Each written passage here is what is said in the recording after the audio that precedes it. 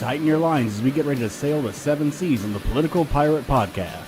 Join Captain Ted Yoho and the salty dog John Martin as they search far and wide for the greatest treasure of all, the truth. From local Florida news to nationwide stories and the globe beyond, we've got it all mapped out. Now here's your hosts, the salty dog John Martin and Captain Ted Yoho. Well, good morning, everybody, and welcome to the 3 Ps, the Political Pirate Podcast, with your host here, the old salty dog, John Martin, with Donald Trump looking over my shoulder there, and none other than Ted Yoho, the captain of our ship, coming to you live from Welaka, Florida. Good morning, Ted. Welaka, Florida, the good life community. Good morning, John. They don't lack it in much, that's for sure. That's right. People say, where is Welaka? So you know where Palatka is? They said, yeah. I said, it's 13 miles south of Palatka. Yeah, well, a lot of times right on the St. Johns River. It's absolutely gorgeous. Absolutely. They ask people ask me sometime where Hawthorne is, and I like to tell them stuff like, well, we're about 5 miles south of Campville. And so like Welaka, you could say, well, we're so far from Satsuma and Crescent City, all the towns they haven't heard of. And then I'll say like Gainesville, and they go, why do you say that to start with? I said, well, I'm just telling you what I'm closest to. That's right. But Ted, go ahead. Go ahead. Well, I was going to tell you, I went to the Putnam County Cattle meeting last night, and it's a great time. It's just a great group of people, you know, and I've practiced large animal medicine for 28 years, and it's good to stay around folks like that because it keeps me at my roots. And what I found is there's a couple cattle producers, local producers that are selling custom meat from their farms. You have the Cartwrights and the Harringtons. They're selling, you know, beef off the farm that's been processed, USDA inspected. So, you know, this is the way I think you're going to see a lot of people start selling beef is off the farm and, you know, start promoting the small farmers and keep America ag strong. Absolutely. Well, I'm really shocked that a family named Cartwright would be in the cattle business. Yeah, no, great people. I mean, they're just good people. I mean, they're all. Yeah, absolutely. Well, there's, you know, people that, I mean, I grew up in the cattle business somewhat myself, not to a huge scale, but a decent size scale. And, you know, there's nothing quite like it. My daddy used to say all the time, he said, you know, what I really enjoy is looking at cows getting fat. I mean, that's what he actually said. That's the most relaxing thing to him. Well, before we get into the meat and potato, and by the way, I'd love to have them, you know, be a supporter of our show. And I heard they're watching it, and I wave hi to you guys out there and appreciate your patronage and watching our show. And come on board and help us push this message. Just like, for instance, Archer Automotive has just this past week come on board with us. They're a sponsor of the show now. And if you don't know about Archer Automotive, they're located in scenic, beautiful Archer, Florida, only about 5 miles from the interstate there on Archer Road in Gainesville. And if you want some real quality service from people that know what they're doing and stand by what they're doing and that you can trust, the Fiegels, which have run Archer Automotive, family-run business for years, it's the place to go. They really are. And it's like you said, I think the biggest thing you said was trust. You know, if they tell you something's wrong, that's what's wrong. And the prices are reasonable and they do a great job. And I've known them, speaking of cattle, you know, I knew Richard's father-in-law and Seal's dad, Jack Simmons, and they've been in the ranching business forever and just great people. And so they've got a farm background and they're that mentality. And if you want to be a supporter of our show, sponsor our show, just make that call you see up there. Call Freddie, make that call. We need you on board. Well, Ted, before we get into some stories here, I just want to give people a heads up that Donald Trump is coming home. He's coming back to now his home, Florida, and not to Mar-a-Lago, but to the Villages of all places, where he has done spectacular. I expect he'll get a hero's welcome there. I don't know all the details exactly, but I'm sure you can find out. But he's actually flying into Ocala.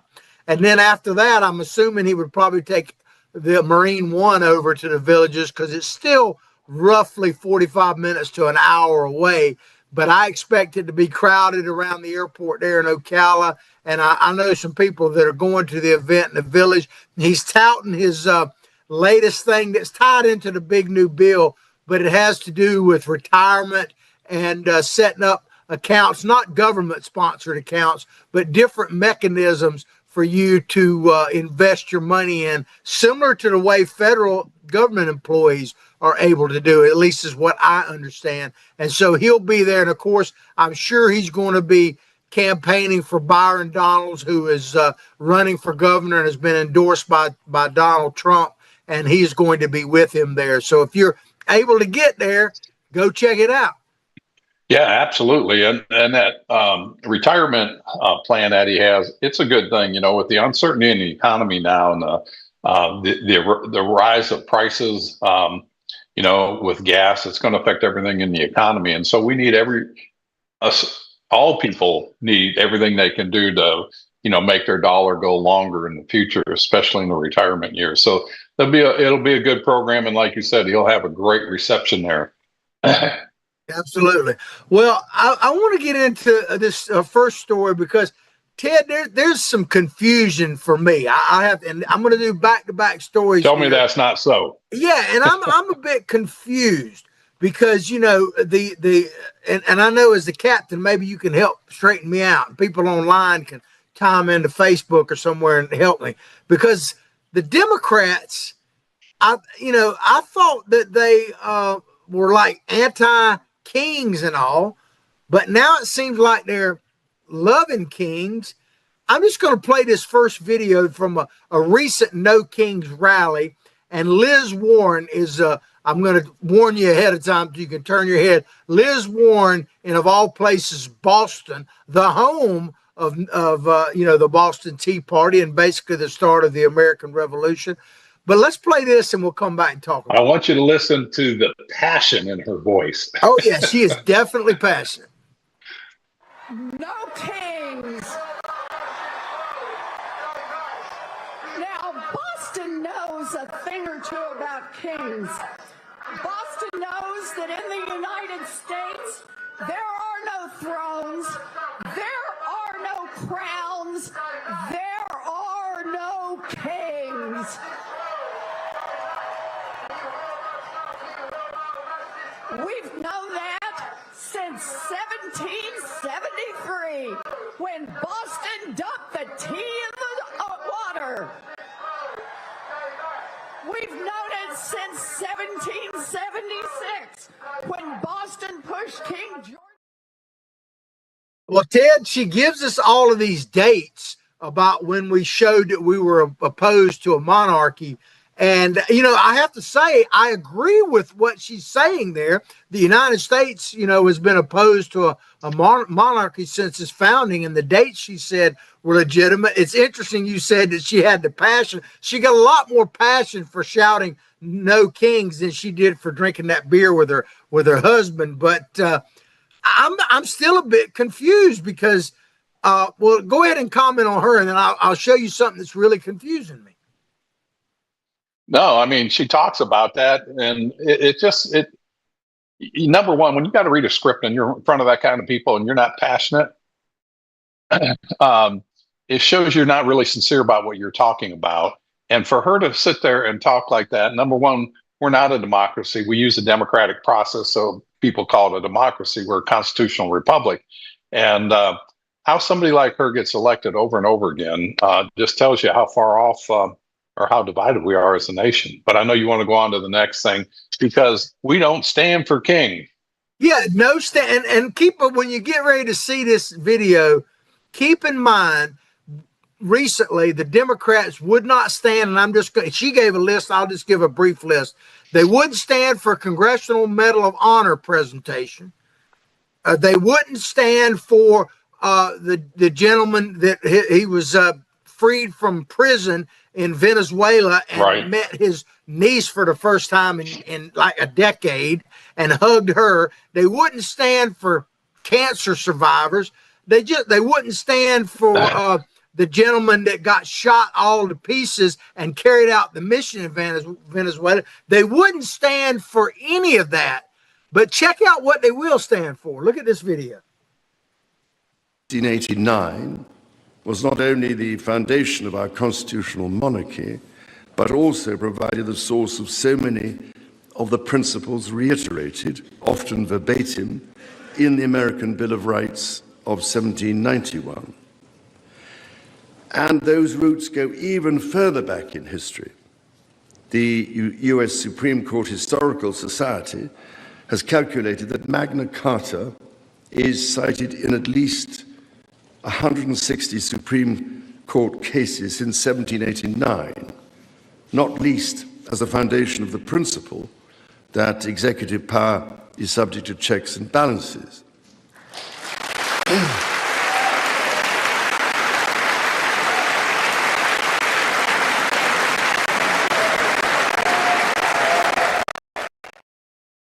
There you have it, Ted. The Democrats are led by Chuck Schumer. I'm sure Liz Warren was rising to her feet.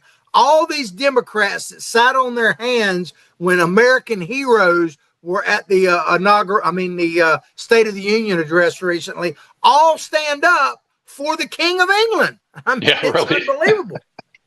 That's tyranny. It was great to have the king and queen here, but we broke away from monarchies for a reason. And for them to stand up like that, it just shows, their hatred for Donald Trump. Anything that has to do with Donald Trump, they don't want to do. And they just can't get over that he's in power. He was elected by the American people because the direction that they were taking this country in was 180 degrees where the majority of us wanted. We want to have a country that respects God, country, and family, and that we fight to preserve those things, those traditions, so that we can pass that on. And they want to change it, and they know Trump is their biggest obstacle. And so anything they can do to deride him and belittle him and stop his programs, they're going to do it. But again, they're going to cheer a monarchy. It's just crazy. What really triggered their cheering, and I didn't really necessarily disagree with anything that the king said there. I watched his whole speech, and I thought he conducted them. They went to the memorial for 9/11 and were greeted well there. They had a state dinner at the White House, which we're going to show a brief clip of that here in just a moment. Yeah. I have no issue with their being here and all of that. But they chimed in. The Democrats went crazy when he simply said that part of the Constitution and the Magna Carta, because he was kind of blending all that together, was a check on executive power. And of course, that was all about TDS then, and they just went crazy. But I think his point was really that it's a check on government power in general, is what he was trying. Well, that's what it is. And, just go back to the Biden era. I mean, how much checks and balances were they doing on Joe Biden and Hunter Biden? I mean, just blatant corruption. And they sit there and take a pass. And, they're hypocritical. They're angry. They're just angry because they're not in power. And the only thing they want is power and control. And we saw what they did. When they were in power, and this country will not stay united if they're in power. It'll be the demise of America as we know it and we've grown up. Yeah, absolutely. Well, of course, not to be outdone, the Donald at the ballroom for not the ballroom, but the state dinner. The state dinner was put out. He made some remarks that were pretty funny because Donald Trump, man, you can't rattle that dude. But check this out. We'll come back and talk about it. And we welcome Their Majesties King Charles III and Queen Camilla of the United Kingdom to the White House. Very special place. Very, very special. And I also want to, before we really begin, I want to congratulate Charles on having made a fantastic speech today at Congress. He got the Democrats to stand. I've never been able to do that. I couldn't believe it. They liked him more than they. I tell you what, man, you cannot rattle the Donald. And one thing about him, I mean, he is much more. If he wants to, when he's done with the presidency, if he wants to have a late night show as opposed to like Jimmy Kimmel, I think it would be off the charts because it would be. he's just naturally funny and he's in it. The thing about Donald Trump that's amazing to me is and I've talked about this a little bit. He's in his element on a construction site with a bunch of construction workers, because I've been on some of his sites working as a construction worker back in the 80s and seen it. But he's also totally at home with royalty and the posh and circumstance, or playing golf with his granddaughter. He's just totally at ease wherever he is. It's amazing. He really is, and he's just comfortable with who he is. You know, he's doesn't put on airs in the sense that he's trying to impress you. He just, like you said, he's comfortable. He's genuine, is what he is. He's a genuine person. So, you know, I'm glad he's there right now. The other alternative we had would have been a non-starter to keep this country together. Yeah, well, you know, here's a statement, and maybe they can search on the internet and find where I'm wrong. But there's been all kind of things said about Donald Trump. But I've never heard anybody say this. Well, wouldn't you like to be on the fly on the wall and see what he really thinks? Because he just tells you the American people are the fly on that wall. He just tells us what he thinks. We don't have to guess. You don't have to speculate. You know, he tells you. I don't think he's any different in the Situation Room than he is right there. I don't. But no, you know where he stands all the time, and that's a good thing, I think, because you know right where he is. You know, John, if we didn't have him right now, with the direction the country was going under Biden and Harris, and thank God Harris didn't get in there, this country would have been torn apart. You think what they did with Iran, that administration and the Obama administration with Iran, giving them all that money, they allowed them to build their intercontinental ballistic missiles. They were enriching. They got up to over 60% uranium. And, you know, that's just one thing. You look at what happened with Putin going into Ukraine. That wouldn't have happened under Donald Trump had he been the president. But I think that 4-year pause did him good, President Trump, because he came back more focused. And, you know, I'm just thankful he's there. Like you and I have talked about, I don't agree with everything he does, but I'm glad he's there at this point in time in history for our country. well, I don't even agree with everything I do sometimes. That's true. I look back, but that wasn't very smart. But, Yeah. you know, you were talking about what You're a could have salty happened. dog. You should be over that by now. You should have those lessons learned. Well, my dad used to say, you know, a wise man learns from a smart man learns from his mistakes, and a wise man learns from others. That's you right. know. But there was something, and I didn't have it in my notes, but I want to bring it up real quick based on some stuff you were saying, that talking about what would have happened if the Democrats had won. Pete Hegseth was grilled in a Senate committee this week talking about it wasn't really supposed to be about the Iran war. It's supposed to be about funding, a funding hearing for the Pentagon and military and all that kind of stuff. But of course, and I don't blame them for talking about the Iran war, but one of the senators, of course, a progressive Democrat, white liberal female, can't remember which one she was, but she asked, they don't really ask questions. They just kind of make statements. But she said to Hegseth, have you ever thought that, do you think that Donald Trump, President Trump, is mentally capable for conducting this war? And his answer was classic, man. He turned around and said, well, did you ever ask that of Joe Biden when he was up here? And she said, well, he's not the president now. And she went on. And he said, for God's sakes, you had the Secretary of Defense then was literally AWOL for a week where no one knew where he was, including Biden and the administration. And no one even knew where he was during the time we were still in Afghanistan and all that kind of stuff. So, I mean, it's crazy that they're talking. It's got nothing to do with Donald Trump's ability. It's all TDS and political theater. That's all it is. No, it really is. And they should be applauding what's going on right now. And you and I talked about the Iran war. And, I don't think I would have gone in there, but somebody at some point, some action had to happen. And I would have tried to build a world coalition on that.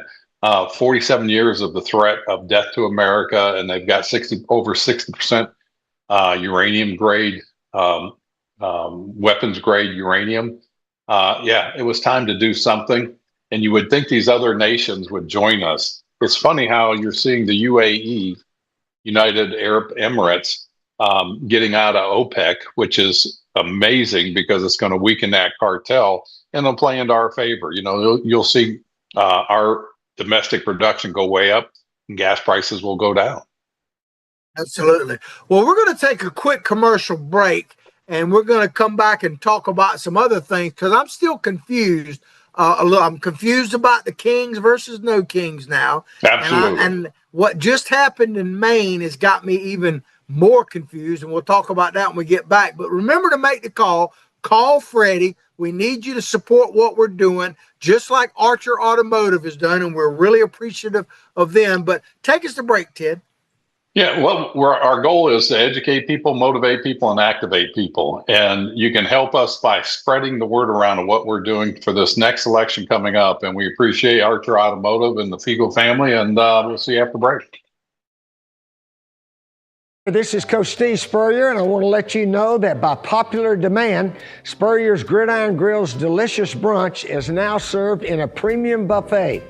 You have spoken, we have listened, and we're now serving Gainesville's only elevated buffet complete with an omelet station, ginger sage chicken sausage, shredded short rib, plus you can enjoy bottomless mimosas and Bloody Marys.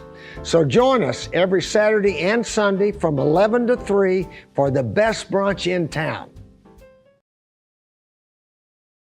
And we're back to the 3 Ps, the Political Pirate Podcast with the old salty dog here, John Martin, and the captain of our ship, Ted Yoho. You just saw an ad. I always got to give a little plug for Spurrier's Gridiron Grill. The people there are fantastic. And of course, the old ball coach you saw there is a legend, living legend. And we're just so grateful to have him in general.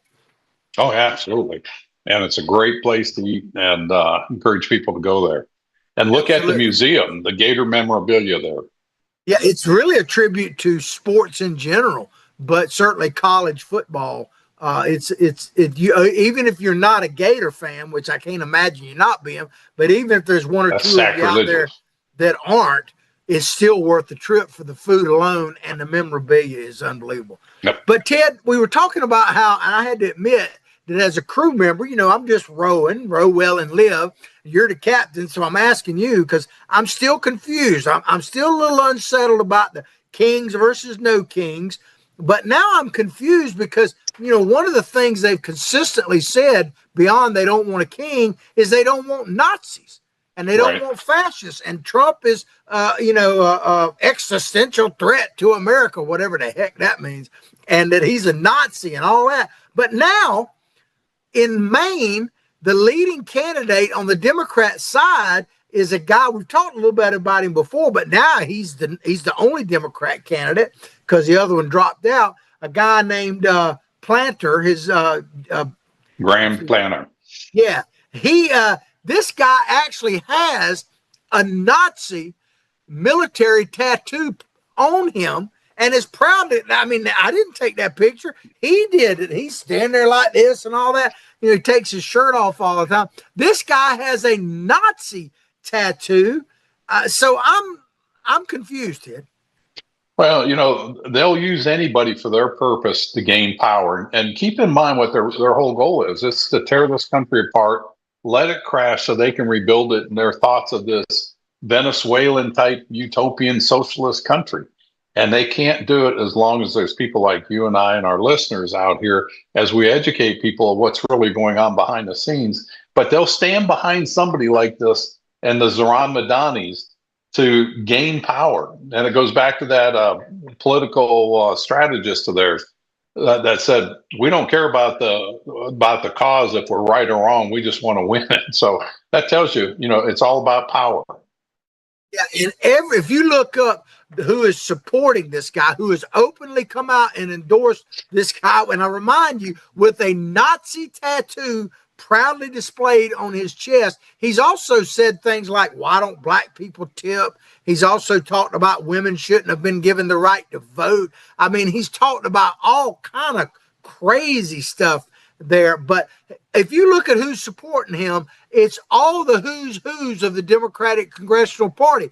Chuck Schumer is 100% behind him. Liz Liawapa, as I call her, she's 100%. Of course, Ocasio-Cortez and Bernie Sanders, all of these people are 100% behind this guy. And this lady, Janet Mills, who is the governor of Maine and a Democrat, she was running, and you would have thought a incumbent Democrat governor would probably be leading the race, but she had to drop out because she couldn't raise any money at all. Yeah, are you going to play that video of her and Trump? Yeah, I'm going to play it in a minute. Okay. But it's interesting that the Democratic Party wouldn't get behind her because she's a known quantity. They're getting behind somebody that is spewing all the nasty rhetoric that they accuse Trump of doing, and they're going to embrace this guy. And again, it just shows you their intent on they just want the power because they think they can control people in the narrative. But you would think with Ocasio-Cortez, they found out they couldn't control her. Remember when we were shut down and she told the Republicans, if you want to negotiate, come to my office, I'm open. And, so she is stepping beyond the leadership and the hierarchy of the Senate and the House. Yeah, well, to me, the Democrat strategy, they have a strategy, and it actually, I think, is effective because I think it's one of the reasons why Biden became president to start with. I'm not getting into all the voter fraud and all that. I'm not denying any of that stuff, but it doesn't matter today at the moment. It only matters in the next election in this sense. But one of the reasons why Trump did not win the presidency, however you want to label it, is because of the chaos that was in the country. And most people, and I have a tendency to feel this way, but I'm a political animal, so I don't. But, I want peace and prosperity, and I don't want to have to worry about running into a traffic jam of people protesting in the middle or a building set on fire. I don't want any of that. So I long for calm and civility, but the Democrats thrive on it. It is their only real way of doing it. And so I really believe their strategy, and why they support a guy like this Planter fella, is because they don't really care what he says as long as it just keeps all things stirred up. So people say, I got to get rid of Trump just because we got to return to some sense of normalcy. Yeah, I don't want their kind of normal. But that's the feeling. No, you're absolutely right on that, John. And, they're good at that. And going back to that speech, Elizabeth Warren, I listened to that whole thing. It was painful. But she was talking about how it's our right for peaceful protests. And you look at Black Lives Matter and the whole George Floyd thing and all those riots that were going on all over the nation, Minneapolis, Oregon. And, where was the peaceful protest? But they can use that narrative like, oh, we're for peaceful protest. No, they're not. They're for chaos, like you said. And that chaos, people get tired of it. And they just, like you said, they want to go back to some kind of normalcy or just where the noise quiets down. And, we're in a fight. I'll ask people a question, Ted, and certainly you could chime in. When was the last time, because I really would like to know, that businesses had to board up or repair burned and broken windows or any of that because the Republicans were coming or the MAGA people were coming or the Tea Party was coming? When was the last time they had to do that? I mean, because I just don't remember it. No, and you look at the conservatives that go to college campuses, how they'll shut those campuses down because of the radical left. Or you look at the conservative people that go to restaurants, how they refuse to serve them, like Sarah Huckabee Sanders. It happens over and over again, and it comes from people on the left. That hatred is ginned up by the people in office. Yeah, and of course they always will throw out there, what about January 6th and all that? Okay. Show me one prominent Republican that has come out and stood up for that. We could get into all the different, nuances of it. Was it a bad day overall? Absolutely. I don't think anybody denies it. There's a lot of lies about it, but I don't know of any real prominent Republican, maybe you do, Ted, that has come out and said, January 6th was justified and we need to keep them in the streets and we need to keep it going. Like Kamala Harris literally said about keeping the riots in the street when she was running for vice president. I don't ever remember a Republican I'm not saying there aren't people on the right who have said it, but Republican responsible people, I don't remember any of them justifying January 6th. No, I mean, you went to the Tea Party rallies. I did. I was up there at January 6th. 90% of the people I saw were the grandfathers with their grandkids or with their family, and they were the peaceful protesters. Yeah, there were some people that it got out of hand, but keep in mind that Donald Trump offered the National Guard to Pelosi, and she turned it down. I don't want to go into it because it's been rehashed. The results are Donald Trump's in the office, and so the people in America wanted him in the direction that he's going. And so we're getting this country back on track. If we don't finish the job here, and the Democrats get back in there, you're going to have the women or the men and women's sports. You're going to have DEI. You're going to have wokeism. You're going to have a tax on agriculture like they were doing. They're going to bow down to the WHO, the World Health Organization, which incidentally Trump pulled out of. And keep in mind what Joe Biden was going to allow the administrator of the WHO, Tedros, he was going to turn over the health sovereignty of the United States to the WHO so that when a disease outbreak came, the mandates would come from the WHO of what if we had to get vaccines, and you would have to have a card. If you don't have the card to show your vaccine, you can't travel. This is the same thing that went in Venezuela with the fatherland card under Maduro. That was all funded and supported by China, the Chinese Communist Party. Are you saying that you would have to have some type of ID? I mean, come on, Ted. We know that's. I know. Shame on me. I can't believe it. But real quick before we get off this main story, because you mentioned it and I want to play it. This, as I say, this Planter guy, he's now the leading Democrat, and I'd say he's got a decent shot to win. It's a tough state. He's against Susan Collins, a long-time Republican there. But Janet Mills, the current governor of Maine, who you would think would automatically be a front runner, certainly in the Democratic Party, she couldn't raise any money and had to drop out a couple of days ago. But President Trump predicted this. He foretold this last year. So let's play this video, and it's at a governor's kind of reception, if you will, at the White House, and Donald Trump calls out the governor there. Check this out. But I understand Maine. Is Maine here, the governor of Maine? Well, are you not going to comply with it? I'm complying with state and federal laws. We are the federal law. Well, you better do it. You better do it because you're not going to get any federal funding at all if you don't. And by the way, your population, even though it's somewhat liberal, although I did very well there, your population doesn't want men playing in women's sports. So you better comply because otherwise you're not getting any federal funding. See you in court. Every state, good. I'll see you in court. I look forward to that. That should be a real easy one. And enjoy your life after governor, because I don't think you'll be in elected politics. Donald Trump called it right there. Has a responsibility he sure did. to comply with. And I think that's they have an obligation, a good ending to her obligation. career. She's 78 years old. She can't have this. She doesn't have the support. So yeah, it's time for new blood. But this guy's the wrong type of person. He's a sheep and wolf, or wolf in sheep's clothing. He claims. He doesn't claim he was in the Marines, fought in Iraq, which we thank him for. But he said all this crazy rants on the internet was because of PTSD. And I know a lot of people that have had that. But then he went back as a mercenary in Iraq and was working as a special contractor. So, you just got to wonder about this guy. He's got no political background, which is no problem to me because I didn't either. And we had a successful 8 years.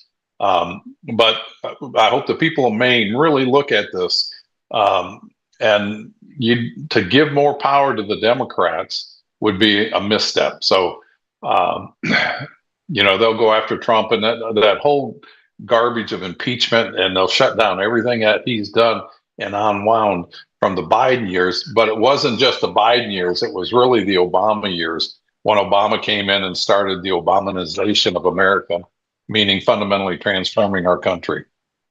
You're not saying it was an abomination, right? But and I want to make it clear too. It was a verb, though.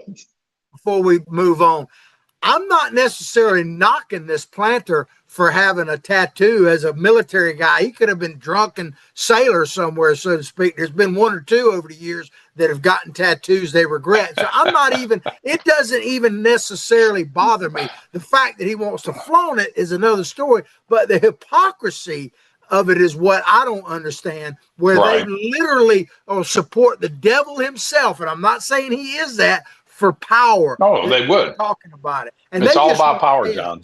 They just want chaos. I really believe that. They want their agenda of bringing in DEI, wokeism, and all the things that happened under Biden and Obama. I mean, that's what they want. They were on the path to do that, and it would have been permanent had Hillary Clinton got elected or Harris got elected.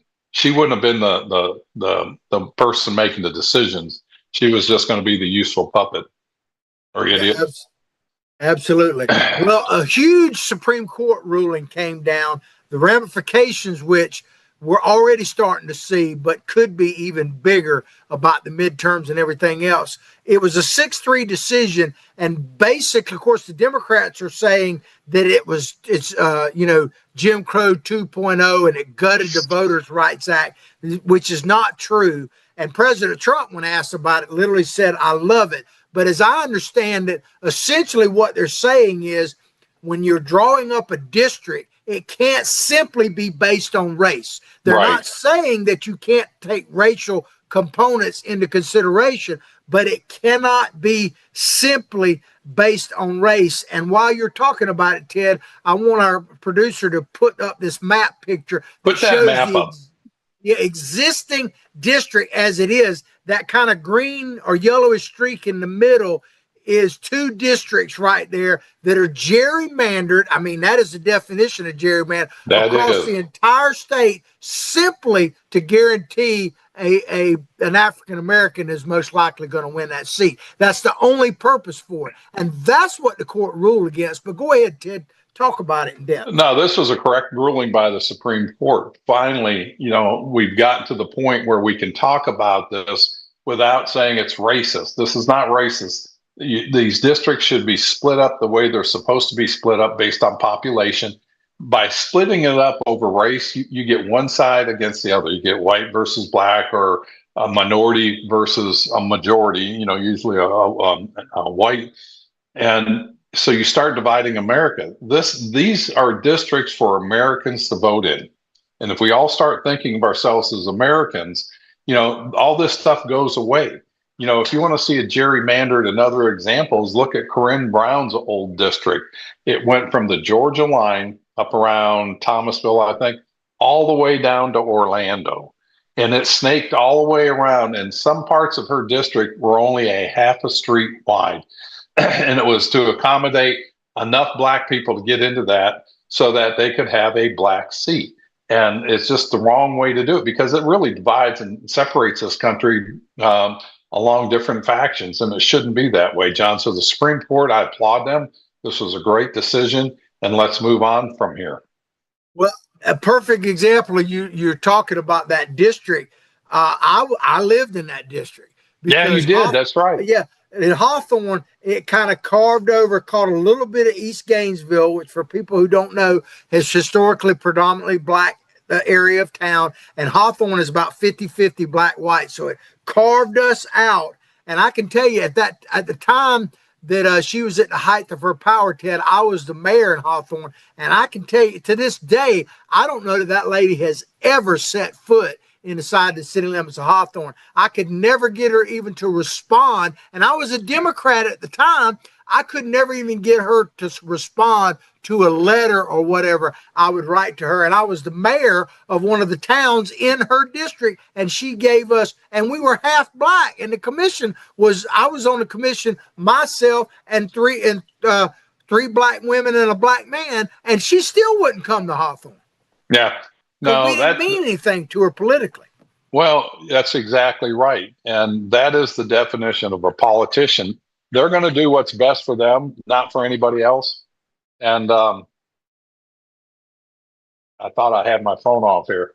They're going to do what's best for themselves, not for their constituents. And the way the gerrymandered districts were, that really is racist because they're saying black people are minorities. They can't get enough representation, so we're going to have to make it special for them. So they cause that division. They cause that racism instead of saying we're all equal.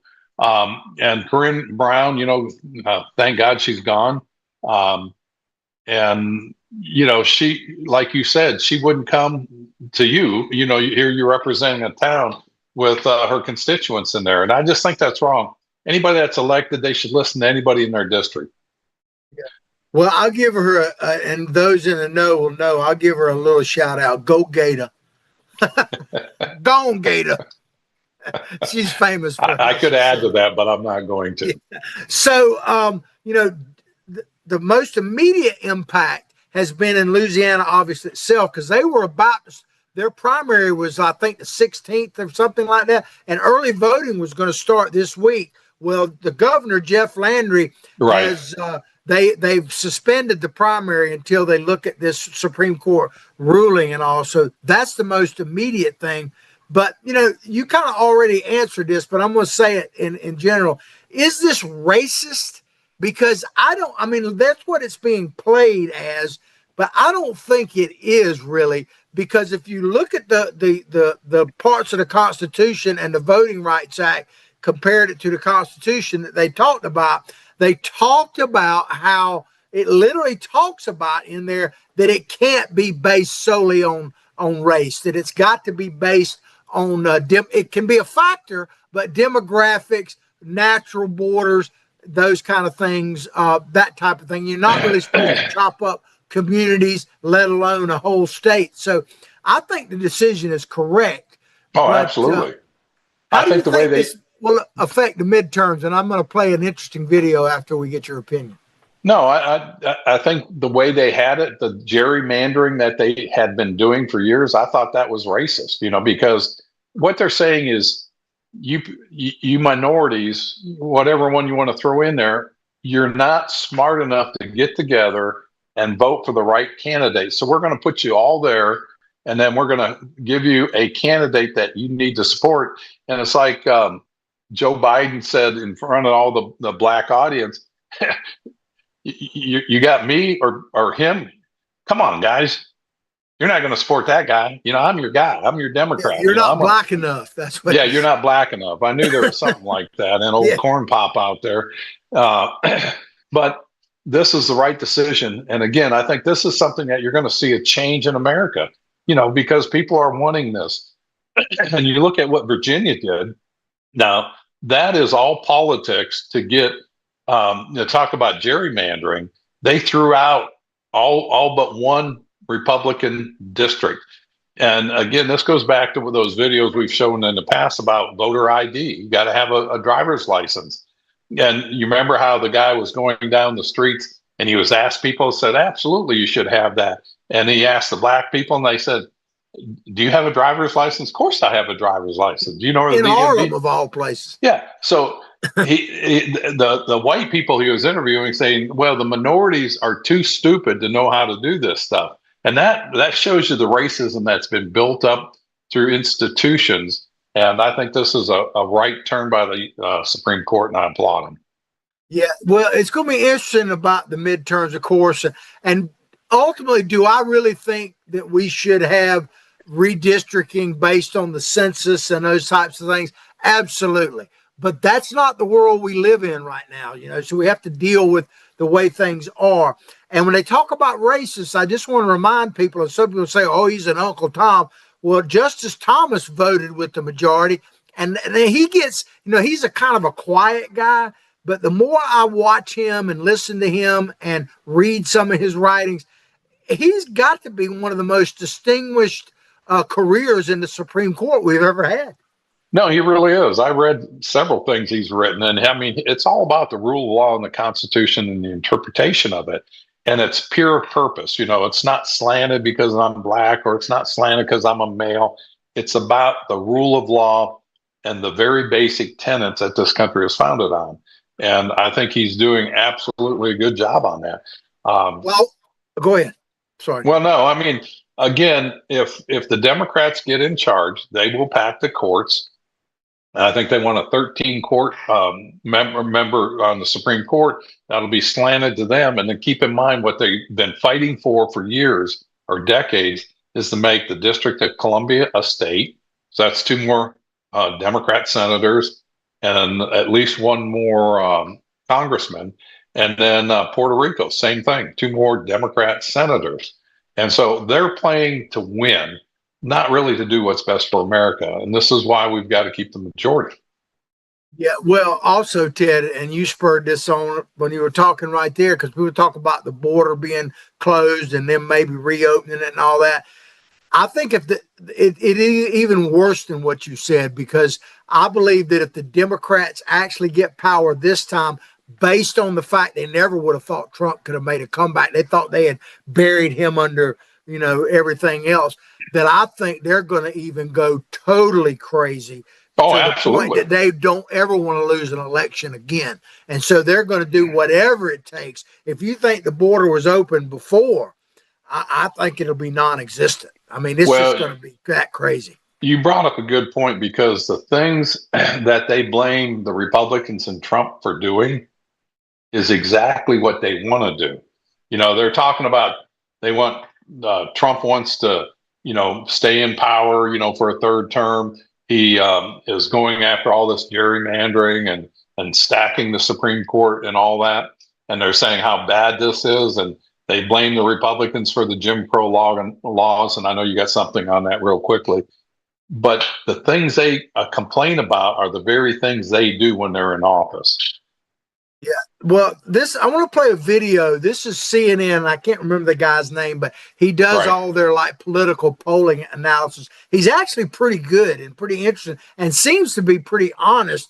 I'm surprised CNN keeps putting him up there. But this, I believe, was either yesterday or day before, right after this Supreme Court ruling. I'm sure the polling was done prior to that. But it's really fascinating to listen to. So let's check it out, and we'll come back and talk about it.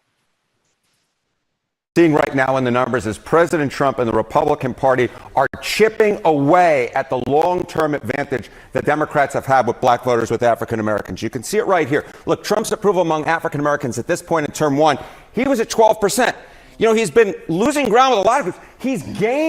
He's gaining ground with African Americans. He's up to 16% at this point. And you say, this isn't that big of a shift. But I will tell you, Republicans absolutely love this shift that's going on, because Democrats have had such a long-term advantage. The fact that he's actually gaining ground versus where he was in term number 1, this has major implications for elections down the line, because Democrats, especially in a lot of these tight races, you talk about places like Georgia, right down in the South, you see this type of movement for Trump actually gaining ground. This could have major ramifications and help put Republicans over the top in a number of southern places in the midterm election. Yeah, I think what we're seeing right now in the numbers is President Trump and the Ted, I agree with him. If that is true, what he's showing, and my sense is it is, the Democrats would have to be pretty worried about that. If I looked at the field of candidates I had in the Democratic Party, I would be worried about it too, because the majority of them are anti-American, the way you and I grew up. They want to forever change this country. I mean, they're electing communists in Albany, New York. And I say that because the lady said she's a communist. You look at the lady in Seattle, Washington as mayor. She is a communist. You look at Zohran Madani. He doesn't want to say he's a communist, but he's a proud socialist. And we all know communists are socialists until they change change to socialism. Then they're communists. So it's changing right in front of us. And it's not, we've got to change this tide, John, or it's going to tear this country apart and lead to a civil war, is what I feel like. Yeah, and the people I talk to. Well, you mentioned Mandami. I don't know if you saw, but basically he's come out and proved Margaret Thatcher right, because he's run out of other people's money. He's saying that they're completely broke up there right now, which is kind of interesting. It's the billionaire's fault. Yeah, the billionaires. So I want to we only got about 5 or 6 minutes left in the show. I want to hit a couple of quick topics here. One is just an Iran update, the blockade, because depending on how you look at it, Trump is either a day or so away from triggering that window of supposedly going to Congress, or because of the ceasefire, it might be extended. And of course, he can still do whatever he wants. Presidents have done it all the time. But what is your feeling about where we are with Iran at this very moment? I think they are caving. I mean, they're losing like $500 million a day in revenue from the oil not being shipped out. Their economy's a mess. They're in ruins from the effects that Israel and we had on the bombings. And they're just trying to come together and say, what are we going to do? The smart thing is for them to cave in and get on the program with the rest of the world. For them not, and they need to give up their nuclear arsenal, the uranium. And I think what you're going to see is, I think you're going to see them give into that, but I sure wouldn't trust them. And it goes back to Reagan. Trust, but verify. Well, I hear all these congressmen. I talked about Hegseth and his testimony the other day, and how he chastised them for saying we're in a quagmire when we've only been there for like 2 months, and it's far from a quagmire. Is it the wrong decision? Time will tell. Do I applaud Trump for taking out their nuclear? Because, I've said this multiple times. If they had a nuke, they would use it, and that changes the whole equation. But Iran does have 2 advantages over the United States of America, and really most of the rest of the world. Iran doesn't have any. Share it with me. Well, they don't have any real armed opposition in their country. So there's no real organized with arms, which is why you need the Second Amendment, by the way. They don't have any real opposition internally right now that can do anything at the moment. That could change. And then the biggest advantage that Iran has and I'm talking about the Ayatollahs and the whole Revolutionary Guard, is they just don't give a damn about their people. So they don't care. Right. Trump is talking about bombing them to the Stone Age. Well, part of them would like, so what?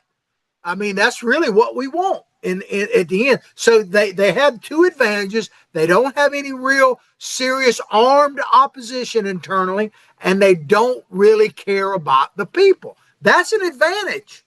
I mean, I'm glad we don't have that advantage in the United States, but it is an advantage. It really is. But the thing that they're missing out on, and they don't understand, is innate in all of us, is the ability and the desire for freedoms and liberty. And they can do all they want, but those people, they want liberty and freedom. They wanted it in Hong Kong. They want it in Taiwan. They want it in China. They want liberty and freedom. And that's the only way regimes like the theocracy of Iran can stay into power, is to crush the people. We saw, whatever the number is, 35, 45,000 people. And it's the same thing in China. They could not stay in power with free thinking people. And it scares them to death. And they know they don't have that ability to have power if people are free thinking in their country. And so you're right. They do have that as an advantage because they don't give a damn. Like I say, I don't like that advantage, but it is in a sense an advantage. And a couple of other things real quick. The Ukraine war. The biggest news coming out of the Ukraine war to me is that no one's really talking about it right now, because all they're talking about is Iran and the price of oil and all that. And if they talk about Ukraine, it's in conjunction with drones and the use over there. There's no one really, the media, no part of the conservative, whatever, they're not talking about it at all, which is fascinating in its own right. And scary. It really is, but yet the death and destruction goes on. And, I think it's a slap in the face to Putin, having the second largest arsenal of nuclear weapons in the army that he's always touted. And this has been going on for 4 years with a country that had very little defensive mechanisms. And, it just shows really what a paper tiger they are.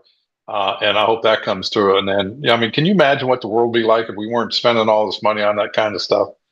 And we were doing Artemis 2s or working on the supercomputers and quantum physics and all that stuff. You see, President Trump said the other day at a thing that the next Artemis mission, he's thinking about going on it.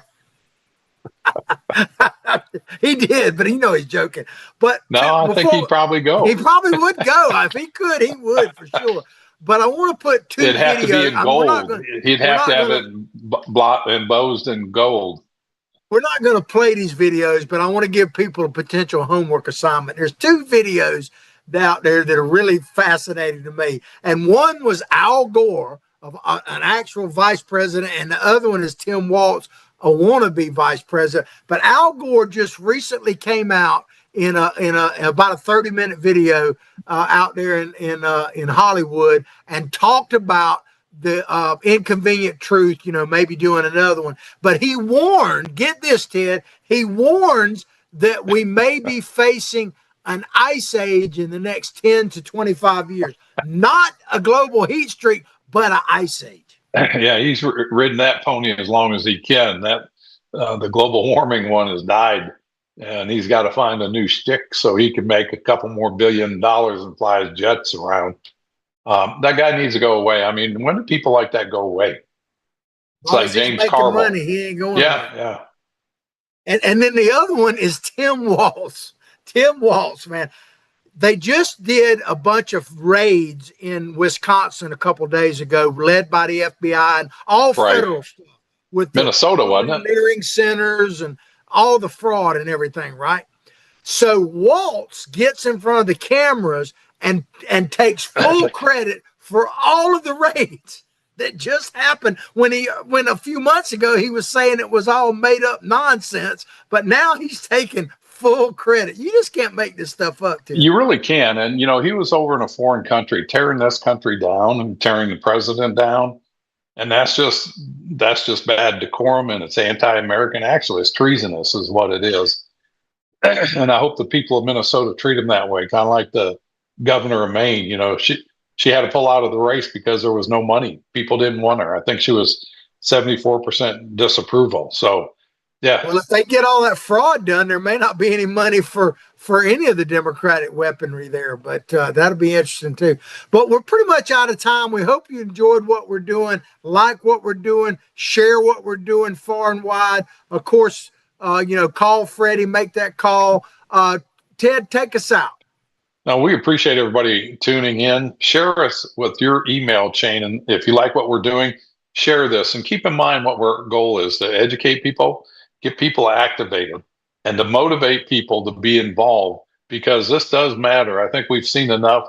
I think what we saw under the Biden years in the presidency should scare everybody about the foundational fabrics of this country. And our goal is to make this country where it lives beyond us. It's our responsibility as the elders, I guess, to preserve it for the next generations and leave it better than what we found it. And there's a lot of improvement we need to do. So we appreciate you tuning in. Share our word far and wide, and we think about becoming a sponsor. And appreciate it. Have a great weekend. Got everybody. Take care, everybody.